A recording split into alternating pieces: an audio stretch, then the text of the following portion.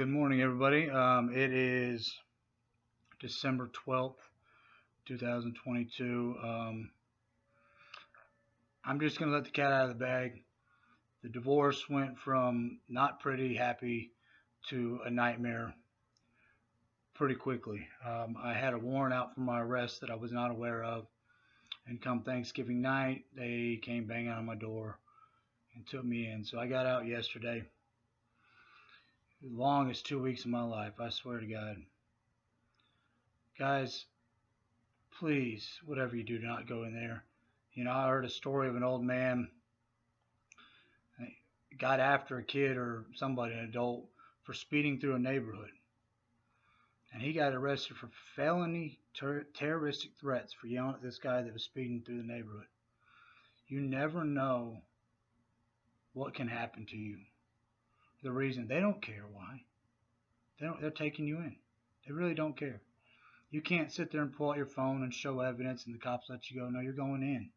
You can show the evidence later. So, yeah, that was difficult. I can't speak too much on the case and everything itself because everything's being worked out right now. All I'm going to say is I got a really damn good attorney, and I'm just going to pray for the best. And, yesterday things went beautiful because I was only supposed to go to a bond hearing yesterday. I didn't even know if I was going to be able to bond out or not. I might have had to wait 3 months. So there was a lot of nerves, anxiety, issues. On top of everything, when I started making these videos, this wasn't in my thought process that I was going to end up having to do this.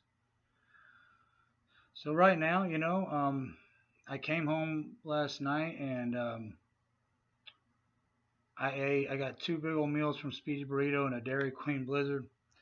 And I ate and I ate and I ate because anybody that's ever been to county, and if you haven't, please don't ever go. It's a lot of bread. It's garbage food. It's the worst. And what little meat you get might be like a patty like that. So I'm going to meat myself. I got 5 pounds of steak thawing out. Boy, I'm going to eat some meat. And you got to excuse me, I'm tired. I'm already naturally an insomniac. So they took me off any and all medications that I had. And I'll tell you, between all the noise and everybody talking, everything, even at night, people get louder at night. And like sleep during the day and get loud at night, I don't understand. And I'm also the kind of sleeper that likes pitch black. I want it quiet. And no, you don't get pitch black. They dim the lights. The beds are uncomfortable. Anybody knows, you get a little shitty mat and you put it on a steel table and you sleep and it's, barely wide enough for you. Anybody that's over 6'2", good luck. You're not gonna fit. But yeah, I met a lot of good people, and when I got arrested for the first few days, honestly, I kept thinking I'm gonna get out of here and I'm gonna go drink 3 or 4 tall boys, maybe 2 or 3 days in a row, and I kind of snapped out of that phase, like slapping myself around, like, what the hell are you thinking? Regardless of what I feel like I did was right or wrong, that doesn't excuse. I may have not have never done it if I had, if I hadn't been drinking at the time. But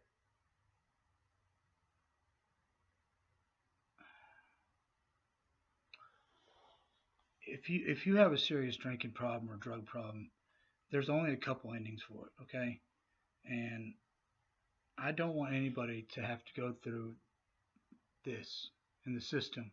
How many guys, meth addicts and crackheads and what heroin, and actually now I didn't know this because I knew that people were lacing things with fentanyl, putting it in, but I didn't know they were like people were actually taking it for enjoyment. That's scary, man. That really scared me. How many people in there fentanyl charges? I mean, you couldn't even get photographs mailed into you because apparently you can powder it up.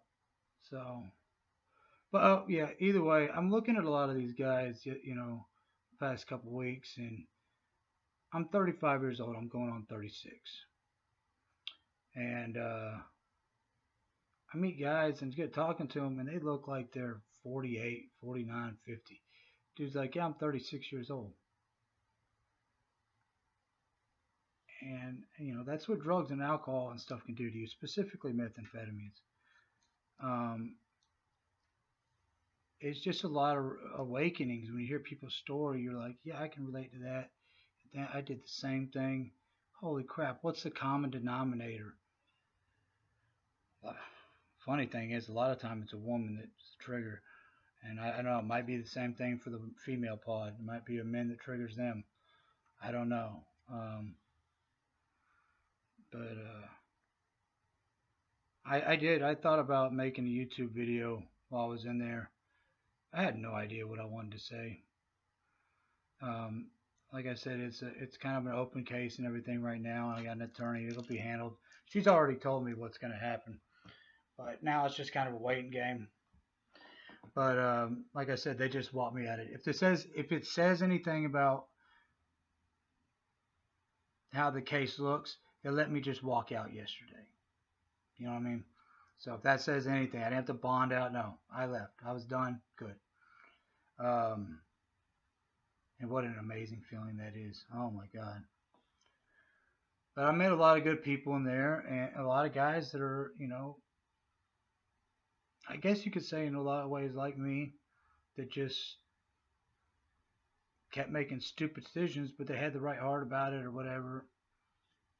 I mean, I had right heart, but no excuse for my drinking and driving in the past or certain things I've done, which eventually one day I'll get to everything I've messed up on. I'm just categorizing everything and moving forward. And I don't know if I mentioned this before. I didn't go back through my videos and look. Yes, if you look at me, I am missing my front tooth. Um, I do try to keep it covered up while I'm talking. More so not because I'm embarrassed, because it just doesn't seem professional. When I was 9 years old, I had a trampoline accident with my dad. A lot of my friends can verify to this, specifically TJ Parr. He could verify he was there. Said it sounded like somebody grabbed a bunch of glass plates and slammed it or smashed it with a hammer. He says what it sounded like. And my dad brought me to I ran to the bathroom, blood's everywhere. And my dad said, "Does it really hurt that bad?" I'm 9. He said, "No, Daddy, I just don't want to look like this anymore." Which is funny because I was thinking about females at 9 years old. Um, but I'm okay, something, at least for this channel, this might be one of my biggest things that I hope that can help people. Going through the divorce and all that happened there, losing pretty much everything I own has been taken. Um, it's really heartbreaking, but I can make money. That's been shown. Hey, whenever I go back to work and I hustle, I make money. I make damn good money and I make it quick. So I can't stress out about that. But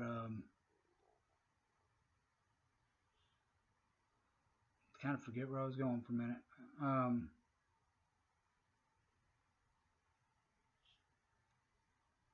I'm sorry. I completely spaced on where I was going. Oh, my tooth.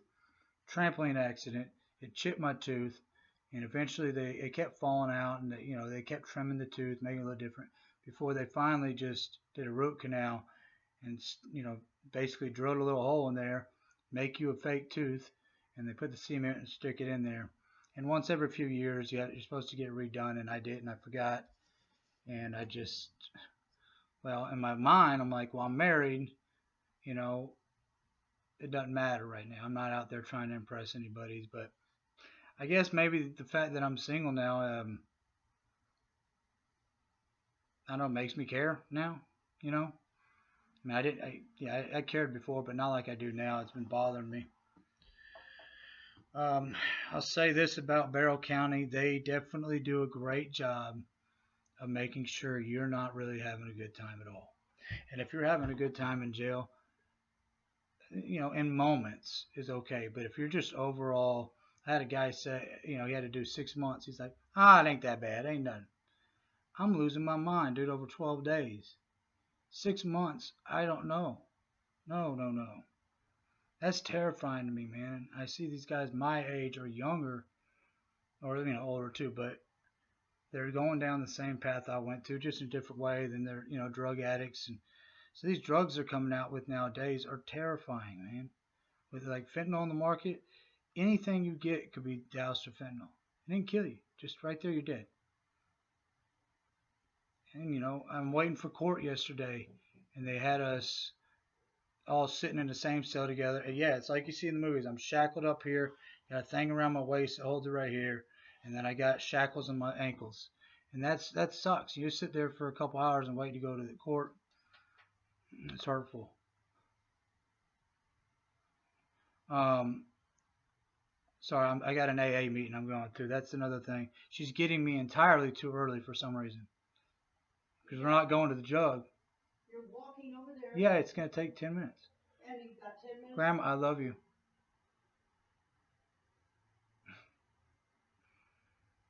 Um,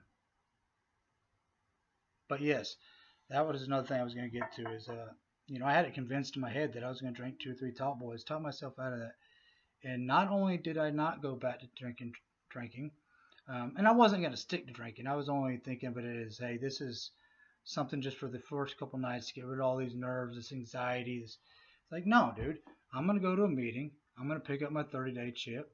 I actually threw away all my nicotine vapes, and pretty much anything that I really didn't need is gone. If I had kratom left over for some reason, it's gone. Everything's gone. This morning I went to the gas station. I got a couple Mountain Dews. Um, that's it, man. I'm done. So I'm going to take advantage of that 2 weeks they gave me and say that 2 weeks got me off of tens of thousands of dollars worth of nicotine. I say $2,000? No, $2,000 a week is how much nicotine. No, but yeah, that 2 weeks saved me from that. And I didn't really use kratom much anymore, but I have in the past, and it really messes you up. And I don't mean just like you're gonna be messed up in the head, or yeah, you're not gonna be necessarily messed up in the head, but it'll mess with your body. But if you take too much of it, I didn't realize this, but it can make you have severe mental, like schizophrenia or whatever. That scared the hell out of me, man. But all that's gone, and it was hard this morning. I'm not gonna lie. Last night and this morning, I wanted to vape so bad. I wanted my nicotine. But I'm thinking, dude, you just went 2 weeks suffering to get through that. And if I look exhausted, yes, I slept about, I don't know, 10, 11 hours. But I wanted to make sure I had a good jump start on the day. And like I said, I didn't know what I was going to talk about. But yes, guys, I was in Barrow County Detention Center for 2 weeks. I missed my daughter's birthday, but I was fortunate enough to at least get to talk to her on the phone for a second. I love all of you, and yeah, this was a very difficult video to make, and the next couple might be a little more difficult. The next one I'm going to release today is going to be a little bit more about the Bible, what helped me get through this experience, and what's going to help me moving forward. But the important thing is right now I'm not drinking. I'm going to do the next right thing. And if I sit there and preach to you guys, talk to you guys, give you advice or whatever, tell you about my experiences, I don't want to be a hypocrite. Absolutely not. James, I think it's James chapter 5 says, let your yes be yes and your no be no. I am not doing this anymore. That's my no. This is just it. If you ever face any situations like that, man, just do the next right thing no matter how bad you want that drug of choice. Drug of choice could be just another woman, or for women, it could be finding a guy and having one night. I don't know.